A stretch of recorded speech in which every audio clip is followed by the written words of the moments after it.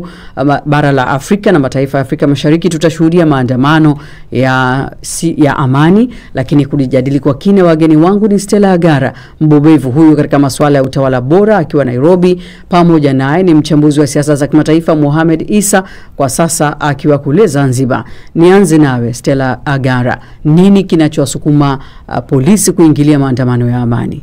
Tuzingatie kwamba maaskari na walinda usalama wao wanafanya kazi kwa amri. Amri zenyewe wanapewa na serikali ambayo iko katika uongozi. Ni mambo yapi ambayo yanawafanya waweze kutoa amri kama hizo? Ni kwamba wengi wao wanajua hawajachaguliwa na wananchi. Kwa hivyo wanajua patiwa nafasi ya kuandamana watawaondoa mamlakani. Jambo la pili ni kwamba wengi ambao wanagombea uongozi sasa hivi ni watu ambao hawajamakinika katika manifesto zao na kuelewa mahitaji ya wananchi. Wengi wao wameingia kwa mambo yao ya kibinafsi, ndio maana wangependa kukaa pale hata ikiwa wananchi hawawataki. Wale watu ambao wako na integrity, wale watu ambao wanaelewa kwamba uongozi lazima uchaguliwe na watu wako. Ukiona wananchi wameamua hawakutaki, unajiuzulu. Lakini wengi wa viongozi wa Afrika hawaelewi kwanza kama kuna jambo la kujiuzulu ya kwanza, na ya pili ni kwamba wanaogopa nguvu za wananchi, nguvu ambazo ni nguvu za kikatiba, na wananchi wao wanawapatia waongoze nazo kwa njia ambayo inaeleweka na njia ya kukubaliana na wananchi. Mtazamo wako Mohamed Isa? Hii hali ni hali ambayo iko duniani kote, na sababu ni kwamba mifumo ya kiutawala duniani ndio wanaokuwa na kauli ya mwisho kuhusu vyombo vya ulinzi na usalama. Ndio maana wakati vinaundwa vyombo hivi enzi za Wagiriki wa kale, mmoja wa falsafa wao mkubwa anaitwa Socrates, alipoambiwa kwamba linaundwa jeshi la polisi, aliwauliza hawa kazi yao ni nini? Wakamwambia kwamba watakuwa nalinda raia na mali zao. Akawauliza tena, nani atawalinda walinzi hawa? Kwa hivyo ni suala linaloitwa kwa ujumla national interest au maslahi ya taifa, ambayo yanabadilishwa na kuwa sasa maslahi ya watawala. Hivyo hata inapokuwa katiba inaruhusu watu waandamane, watu watoe sauti zao, basi vyombo vya utawala sehemu mbalimbali duniani vitaingilia kati kwa sababu ya maslahi walioko katika utawala huo. Stella, kuna ripoti ya Amnesty International inaarifu kwamba zaidi ya vifo 300 vimeorodheshwa. Maafa kama haya yanaweza kuzuiliwa vipi? Nianze nawe Stella, karibu.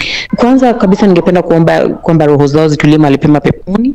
Tumezoea sana tukiambiwa watu kadhaa wamekufa, na imefika mahali ambapo hatuogopi tena vifo, na haifai. Tunapoanza kugombea uongozi na kupigana mpaka tunaanza kupoteza watu kama 300, ni jambo la kusikitisha sana. Jambo la kwanza ambalo lingeweza kufanywa ili kuhakikisha kwamba tuzuie vita kama hizi ambazo zinatokea katika maandamano, kila mtu afuate katiba, kila mtu afuate sheria tunapojihusisha katika uchaguzi na uendeshaji wa biashara za serikali. Jambo la pili ni kuhakikisha kwamba kila anayechaguliwa kuwa kiongozi katika nchi yote aelewe ya kwamba nguvu zile alizopewa kuweza kuongoza nchi ni nguvu za wananchi. Wananchi wakisema wangependa kuandamana, wanapewa nafasi ya kuandamana katika njia za kisheria. Na wakati wananchi wanaandamana, polisi na walinda usalama ni muhimu wakumbuke ya kwamba kando na kupewa amri na serikali, hao pia wanaajibika katika sheria za international humanitarian law ambazo zinahitaji ya kwamba hata kama wako katika vita ama wanajaribu kulinda nchi, wanafaa wanaifanya katika njia ambazo ni human. Jambo la tatu ni kuhakikisha kwamba kila mtu aelewe ya kwamba wananchi wanaopiga kura katika nchi za Afrika na dunia nzima wamerevuka. Kwa sababu ya kuerevuka, hauwezi kuwadanganya ama kutumia njia ambazo walikuwa wanatumia kwa gandamiza kitambo. Itabidi kila mtu aelewe ya kwamba wananchi wamerevuka, na mjinga akirevuka mwerevu yu mashakani. Mwisho ni kusema ya kwamba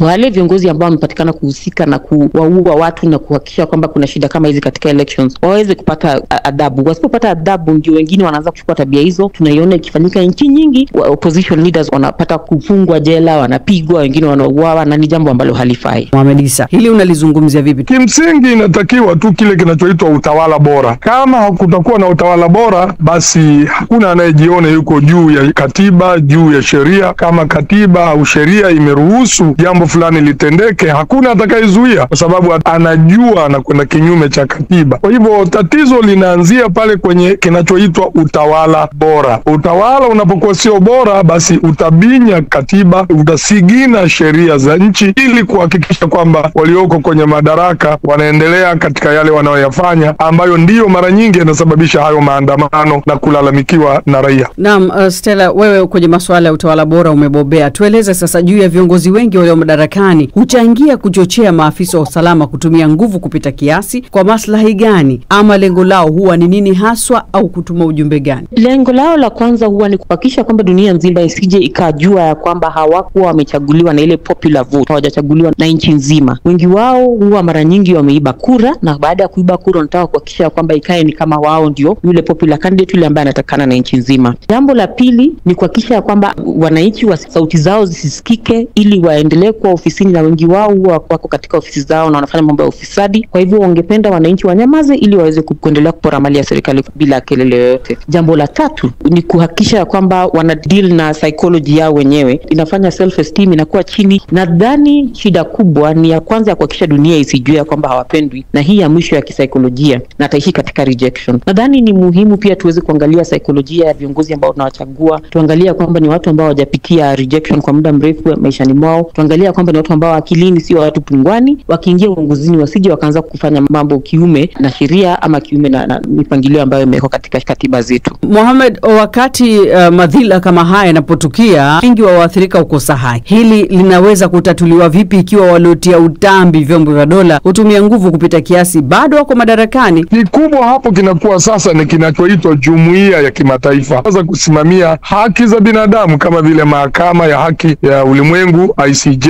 kuna mahakama ya jinai kule ICC, kuna Umoja wa Mataifa huko pale, kuna Umoja wa Afrika. Haya majukwaa ya kimataifa ndiyo yanayoweza kusimama na kuhakikisha kwamba wanaotendewa katika nchi mbalimbali wanaweza haki zao zikasimamiwa. Tatizo linapokuja pale jumuiya ya kimataifa inapokuwa bubu au inapojitia kiziwi au kipofu, mambo yanatokea yanaangaliwa tu na hayawezi kukemewa, kutokana na kwamba labda hayo mataifa ndiyo ambayo yanafaidi rasilimali za hizo nchi. Kwa hivyo suala linarudi kwenye uwajibikaji wa kimataifa pale ndani ya nchi kwa viongozi umepotea. Stella, unafikiri kuna wakati bara la Afrika tutashuhudia maandamano ya kisiasa yenye amani? Wakati wa bara la Afrika kushuhudia maandamano yenye amani umefika, kwa sababu wananchi katika nchi zote za Afrika wameweza kuerevuka. Namba moja. Ya pili, wameweza kuelewa kwamba sheria inawakubalisha kuangalia vile ambavyo mambo ya serikali inaendeshwa. Wananchi wa Afrika wamegundua ya kwamba ni haki yao kuwa barabarani, ni haki yao kuwa kwenye redio na kuwa kwenye TV wakizungumza mambo ya haki zao. Lakini ya nne kubwa ni kwamba internet ama social media imeleta nafasi ya wananchi kuzungumza, hata wakizimiwa microphone kule kwenye media houses, wanapata nafasi kwenye social media kusema kile ambacho wanafikiria. Itakuwa ni vigumu sana kuwakataza wananchi kusema kile ambacho wanafikiria. Wakati utakuja ambapo hawa viongozi itabidi watii amri, wasikilize wananchi ama watafurushwa.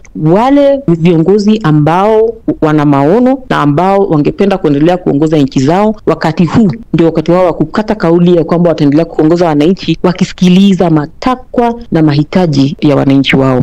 Stella Agara, mtaalamu katika masuala ya utawala bora, akiwa Nairobi, Kenya. Pamoja naye ni mchambuzi wa siasa za kimataifa Mohamed Issa, kwa sasa akiwa kule Zanzibar. Na